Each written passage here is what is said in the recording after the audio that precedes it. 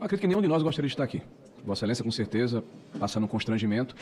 E nós aqui, ao exercermos o nosso mandato, cumprindo o nosso dever, que é, inclusive, instalar comissões para investigar ilícitos. E me chamou a atenção, quando Vossa Senhoria fala que, ao longo da sua vida pública, de 47 anos, vida privada, desculpe, de 47 anos, é um empresário bem-sucedido, é um próspero, né? Relativamente próspero foi a palavra que o senhor usou. Me chamou a atenção porque são 22 empresas, que Vossa Excelência é o proprietário ou sócio, e dessas, três, na verdade, são de 40 e tantos anos para trás. De 1986, de 89, de 2014. Uma o senhor abriu em 2022, que é a Prospecto. E as outras 18 empresas o senhor abriu em 23 e 24. Então, de repente, houve um boom da sua atividade empresarial, em 2023 e 2024, coincidentemente no governo do presidente Lula. São 18 empresas das 22 empresas que o senhor é detentor, aconteceram nesse período. Eu vou fazer algumas considerações, depois o senhor vai ter todo o espaço para poder fazer suas considerações também. São 6 associações, pelo menos o que eu encontrei aqui, que foram sócios, receberam prestação de serviço das suas empresas. Então, me parece que houve uma estrutura bastante sofisticada. Eu ouvindo o senhor falar, justifica, porque o senhor realmente tem proficiência, o senhor tem assertividade, o senhor tem conhecimento técnico, o senhor assevera as ações que o senhor praticou com bastante propriedade. Né? Então, Vossa Excelência, ao contrário daqueles que lhe antecederam, foi o senhor Rubens e o senhor Milton, se eu não estou enganado, né, que estavam bastante hesitantes, bastante titubeantes, Vossa Senhoria tem Silêncio, por favor. bastante domínio sobre o que está falando. E por que isso me chama a atenção? Não, só um instantinho. Né? O tempo ali está errado. Ah, ótimo. Eu pude fazer um preâmbulo. Não, mas eu pediria que Vossa Excelência colocasse os 8 minutos que estavam lá quando eu estava falando. Não, mas já lhe foi dado mais antes. Não, eram 8 minutos. Eram 10 minutos, eu tinha falado 2 só. 8 minutos. Bote 8 aí. Obrigado, presidente. Então, isso para nós chamou realmente a atenção. Então, continuando, o senhor afirmou aí que a partir da IN 162, que o senhor aparenta ter conhecimento das entranhas do INSS, houve algum controle sobre as ACTs e sobre os descontos associativos. Eu lamento dizer a Vossa Senhoria que não é verdade. A partir de 2024 é justamente o momento que se aceleram esses descontos. Nós saímos de 1,5 bilhões em 23 para 3 bilhões em alguma coisa em 2024. E em 2025, se continuasse o mesmo diapasão, chegaríamos a 5 bilhões de reais. Nós saímos de 2 milhões e 700 mil associados no final de 2022, em final de 24 para 7 milhões e 500 mil associados. 5 milhões de associados. O que levou 34 anos para ser atingido, foi atingido em 2 anos e meio. Então é muita eficiência, é muita capacidade técnica, é muita proficiência e é muita atratividade dessas entidades que prestavam serviço a essas associações para captar um número tão superlativo de associados num espaço tão curto de tempo. Então isso me chamou a atenção. Nós temos escutado aqui uma narrativa recorrente. Eu tenho dito, eu infelizmente tenho a obrigação, ao invés de perguntar a Vossa Senhoria, de primeiro fazer alguns apontamentos, né, após esse preâmbulo. Os representantes do governo falam, isso começou no governo do presidente Bolsonaro. Eles têm uma memória seletiva, porque a primeira CT, é bom que o senhor saiba, começa em 1994 com a CONTAG, fazem mais de 30 anos. Eles dizem que o governo Bolsonaro não ficou inerte, prevaricou no processo. É o único governo em 30 anos que combateu fraudes, começando com a MP 871, com o decreto de 2020, que é o 10.421, e com 2 instruções normativas, a 110 e a 128. Todas elas no sentido de permitir que os novos benefícios nascessem bloqueados. Isso foi desbloqueado só em 23 no governo do presidente Lula. Que todos os controles passassem pela diretoria de benefícios antes de ir para a data prévia. Isso foi retirado no governo do presidente Lula. Determinou a revalidação, porque mesmo quando a lei foi derrubada em 2022, essas instruções normativas e o decreto obrigam a autarquia, porque são dispositivos infralegais.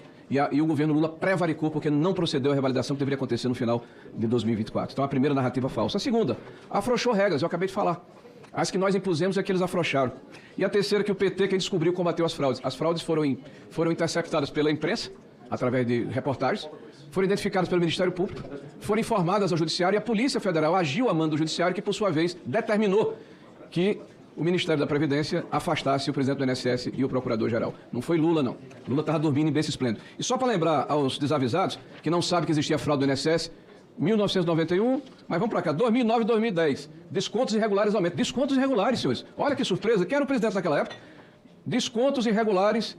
O volume de desconto agora começa a aumentar, segundo o Baus. Eles começam a ser mais recorrentes, mas ainda tem algo muito localizado no varejo. Começa, sabe quando? 2009, 2010.